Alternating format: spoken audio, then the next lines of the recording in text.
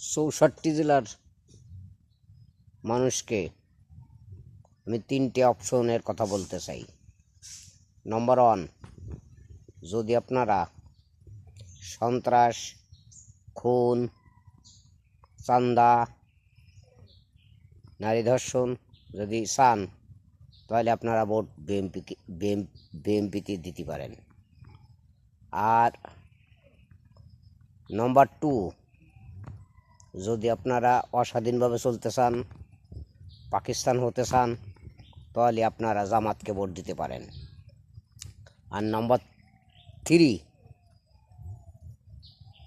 যদি ভালো চান, সুস্থভাবে চলতে চান, শান্তিভাবে পকেটে টাকা নিয়ে দিনই রাতেই সবসময় ঘুরতে চান, তাহলে আওয়ামী লীগকে ভোট দিতে পারেন। আপনাদের অপশন কোনটা কার কি কমেন্টে জানিয়ে যান, তাহলে বুঝবো কাদের জোর বেশি।